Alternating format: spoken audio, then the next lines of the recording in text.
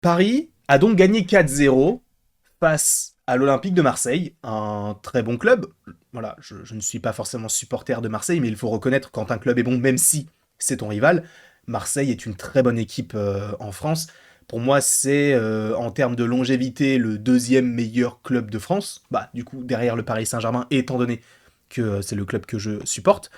Je trouve que ce soir, ils n'ont pas été assez tranchants. Je trouve que dès le début du match, ils ont été très attentistes de savoir ce qu'allait faire le Paris Saint-Germain. C'est vrai que depuis l'arrivée de Luis Enrique, on est vraiment sur un Paris Saint-Germain en contrôle total de la possession. Alors il est vrai que sur les deux, trois premiers matchs, on était vraiment sur une limite sur une possession de balle totalement stérile. Là où, sur celui-ci notamment, et même face à Dortmund, bon, contre Nice, on avait des occasions, même si on s'en est surtout remis à Mbappé, mais surtout face à Dortmund, là on commence à avoir une sorte d'identité de jeu avec un Hakimi, je suis désolé, mais qui commence à prendre une ampleur énorme, encore une fois pour moi, et je ne sais pas si vous, c'est le cas dans le chat, ou même dans les commentaires de la vidéo YouTube, puisque oui, ce débrief est également sur YouTube, pour moi, Hakimi, homme du match. Pour moi, Hakimi, homme du match, il a vraiment carry. Il a tout fait. Il a vraiment tout fait. Il était vraiment très très bon. Son association avec Ousmane Dembélé, quand ils sont tous les deux libres, c'est limite inarrêtable. Parce qu'à chaque fois, surtout en seconde période, ça passait sur la droite. En première période, c'était surtout Warren Zaïre-Emery qui était donc milieu de terrain, mais un petit peu plus sur le côté gauche, qui essayait de trouver Barcola, et ça fonctionnait très très bien, avec donc, lorsqu'on est en attaque, un Lucas Hernandez qui essaye d'être dans une position un petit peu à 3, même si, même en défense, c'est un petit peu le cas, même si de temps en temps, on s'est fait prendre de vitesse, et notamment sur la tête de Vitinha, même si ça n'a arrivé qu'une seule fois. Mais je trouve que dans sa globalité, je trouve que le Paris Saint-Germain a fait un très très bon match. Pour revenir sur Hakimi, voilà, on sent qu'il est libéré. On sent qu'il est libéré et ça fait vraiment, vraiment, vraiment beaucoup de bien de le voir comme ça parce que sous Pochettino, à la limite, on pouvait avoir ce genre de choses, mais je pense que sous l'ère Galtier, c'était vraiment très compliqué. En plus, avec les Sud-Américains qui ne le servaient quasiment jamais, moi, je me souviendrai toute ma vie le nombre de matchs où tu avais Di Maria côté droit et Hakimi derrière en latéral droit, et Hakimi était tout le temps bien positionné et Di Maria ne servait jamais Hakimi. Et quand il le servait, c'était parce qu'il se disait bon bah je vais perdre la balle, vas-y je vais te la donner. Et là on sent qu'il est aujourd'hui il était limite le meneur de jeu. C'est lui qui a tiré ce coup franc qui est juste magistral. Au début j'ai vu qu'il était très excentré, je me suis dit non. Mais ça peut être bien parce que je sais qu'Hakimi il tire bien les coups francs, on l'avait vu notamment avec le Maroc et tout, ouais, frère, c'est un dieu des coups francs. Mais il ne tirait jamais puisqu'il y avait Di Maria, il y avait Neymar, il y avait Messi, il n'avait pas la place pour lui. Là, c'est lui, d'accord. Et ça montre à quel point c'est un magnifique tireur de coups francs. Voilà, le gardien ne pouvait rien faire si ce n'est mieux se placer dans son but. Le but est incroyable. Ensuite, bien sûr, voilà, il a fait sur la frappe sur laquelle il est servi par Barcola, il fait le poteau et après c'est Kolo Muani qui remet. On va en parler aussi de Kolo Muani, mais voilà, il a fait ce qu'il fallait et moi j'ai trouvé ça génial. De plus, il refait un poteau, mais il est hors jeu sur ce coup-là, bien hors jeu, hein, bien on va dire de 50 cm, 1 mètre. Voilà, il était totalement devant, enfin en tout cas derrière le dernier défenseur ou devant, tout dépend de la manière dont il était tourné. Mais bref, il y avait hors-jeu, et c'est bien dommage, mais il a été tellement, tellement décisif, et je suis tellement, tellement content de l'avoir du côté du Paris Saint-Germain, parce que c'est vraiment un joueur qui est excellent. Vraiment, je suis fasciné par sa force et sa détermination, parce que même à 90 minutes, il va te sortir des sprints. Je sais qu'il l'avait fait notamment en 2022, alors je pourrais pas vous ressortir le match, mais c'était une année après son arrivée, c'était encore la 90e, il continue à faire des sprints et il avait même marqué. Enfin bref, c'est un joueur qui est totalement fou, totalement crazy, comme disent les jeunes, personne ne dit ça. Mais en tout cas, j'ai vraiment beaucoup apprécié son match et pour moi, c'est l'homme du match. Après, bien sûr, bon, Donnarumma, on va pas forcément revenir sur lui puisqu'il n'y a pas grand chose à dire sur ce joueur-là. Marquinhos, que j'ai beaucoup décrié ces dernières saisons. Je trouve que là, cette année, il retrouve un petit peu du poil de la bête. Là, heureusement qu'il contre la balle, parce qu'il y aurait pu avoir aussi, je crois que c'était Vitinha aussi qui avait tiré, mais c'est Marquinhos qui contre la balle, et là, pour le coup, je trouve que ça fonctionne très très bien, Marquinhos. Ça me fait plaisir. Là où, justement, je mets une petite réserve, notamment sur la fin du match, avec Marquinhos côté gauche, mais bien sûr, c'est parce qu'on n'a pas Nuno Mendes, parce que Lucas Hernandez, on peut se dire que physiquement, il n'est pas à 100% non plus, donc il ne peut pas forcément jouer 90 minutes à haute intensité. Et quand on a une charnière centrale Danilo Skriniar, je t'avoue que ça me fait un petit peu peur, parce que ce sont vraiment deux joueurs stock. Voilà, mais qu'est-ce qu'ils sont lents. Skriniar, il est vraiment très très lent. Alors après, bon, il n'a pas été mis à rude épreuve non plus, parce que de toute manière, les gars, il y a un joueur qui a brisé une malédiction. La malédiction du numéro 4. On avait eu Kerrer, on avait eu Cabaye, on avait eu Stambouli, on avait eu Bizevac, on avait eu Krikoviak, et encore, j'en passe. Aujourd'hui, on a Manuel Ugarte. Frérot, il est tout petit. Mais l'envergure qu'il a, la détermination qu'il a, c'est un bulldog. On a besoin, et on avait besoin de ce genre de joueur au Paris Saint-Germain. Son association avec, notamment Warren Zaïre-Emery, je trouve que ça fonctionne très très bien. Après, tu nous mets un Vitinha, pas de Fabian Ruiz, pas de Soler, mais tu nous mets un Vitinha, peut-être un Barcola pour jouer un petit peu plus haut, parce que là, bon, c'était un 4-2-4 ou un 4-4-2, tout dépend de la manière dont ils étaient en place, mais il y avait surtout 4 attaquants, donc c'était un 4-2-4.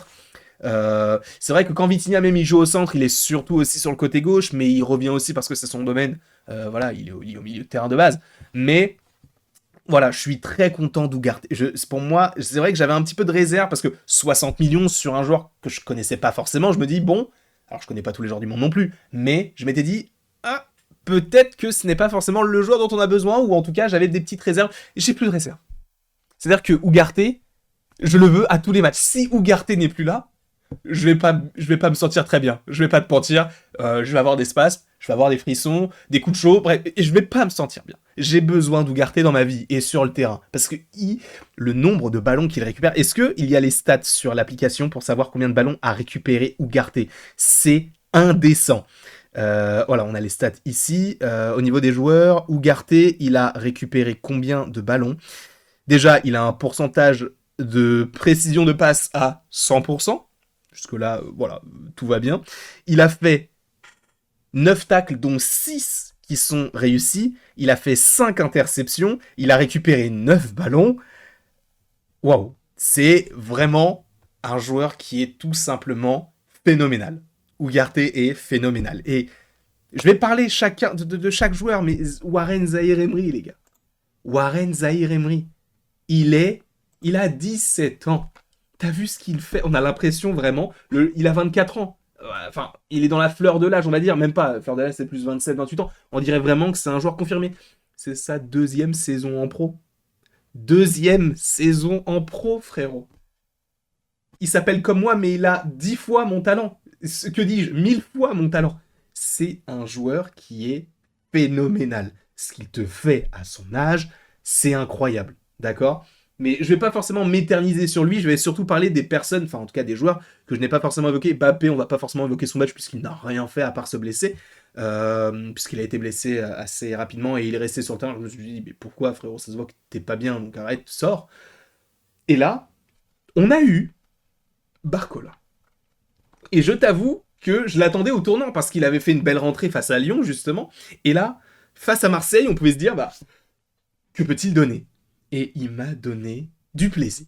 Voilà, Barcola, il a les premiers moments où il a la balle, c'est pour faire la différence et il l'a faite. Klose, à un moment donné, tu te dis mais il a des jambes encore? Parce que là, c'est complètement fou. Là, ce qu'il a fait, Barcola, vraiment, pour moi, il a fait son match. C'est pas l'homme du match. Encore une fois, il y a Hakimi, il y a Ugarte. Mais je trouve qu'il a vraiment, vraiment fait un très, très, très bon match. Et non, voilà, pour moi, c'est un très bon joueur. Et justement, à voir ce que ça pourrait donner par la suite, bien sûr. Mais Barcola, non, c'est l'avenir. C'est l'avenir. Et j'ai hâte qu'il soit décisif. J'avais aussi envie de revenir sur Dembélé, qui aussi a fait son match également. Il a fait je crois qu'il a fait une passe décisive, si je ne dis pas de bêtises. Attendez, bah oui, pour Ramos. Pour Ramos, avec la tête de Ramos. Non, Dembélé aussi, bah pareil, les combinaisons avec Hakimi, ça fonctionne parfaitement bien. Et aussi, il faut revenir sur Kolo Muani Ramos. Alors, au-delà du fait que les deux se trouvent bien, Moi, ce qui m'a surtout touché, alors je sais pas pour vous, hein, dans le chat et dans les commentaires, mais ce qui m'a surtout touché, c'est la manière dont l'un est content pour l'autre. C'est-à-dire que quand Colomwani a marqué son premier but, qui aurait pu d'ailleurs être pour Ramos, puisque le gardien, s'il ne la touche pas, elle va directement sur Ramos, s'il la pousse au fond, ça fait but. Mais quand Colomwani marque, alors que ça aurait pu être Ramos, Ramos saute sur lui et est super content pour lui, ça se voit sur les images. Et là, moi je me suis dit, ah ouais, comme Ramos, il a investi et tout, alors ça aurait pu être lui. On en connaît des joueurs qui auraient pu faire la tête parce que ce n'est pas eux, enfin ce ne sont pas eux qui ont marqué le but, mais pour le coup, lui, il était content. Pareil, quand Colomwani a remarqué un autre but, Ramos était très content. Et Colomwani fait, alors qu'il aurait pu y aller tout seul, même s'il était un peu excentré, il aurait pu se recentrer parce qu'il était quand même pas mal en avance sur les défenseurs de Marseille. Il a préféré servir Ramos pour que Ramos puisse mettre son doublé. Je trouve que l'association des deux, alors je ne pense pas qu'on va toujours partir sur deux attaquants, mais je trouve que ça fonctionne très très très bien. Et là, ce qu'on me propose en termes de qualité de jeu, moi j'achète, parce qu'il y a du pressing, parce qu'il y a de la qualité dans les passes, parce qu'il y a des dédoublements, il y a des prises de risques également, et en plus, on te fait ça sans Mbappé, parce qu'il était là au début, mais bon, on l'a pas beaucoup vu le temps, après il est sorti sur blessure, donc sans Mbappé, sans Kimpembe, sans Nuno Mendes, sans Kangin Lee, sans Endur, mais bon, Endur, je suis même pas sûr qu'il le fasse jouer tout le temps, parce que des fois, il fait jouer Ruiz ou Soler, alors que, véritablement, ça aurait pu être du Endur. Mais bon, bref. On a pas mal de joueurs qui ne sont même pas revenus, et qui vont sûrement insuffler quelque chose de nouveau, et je trouve, voilà, que ça fonctionne très, très, très, très bien.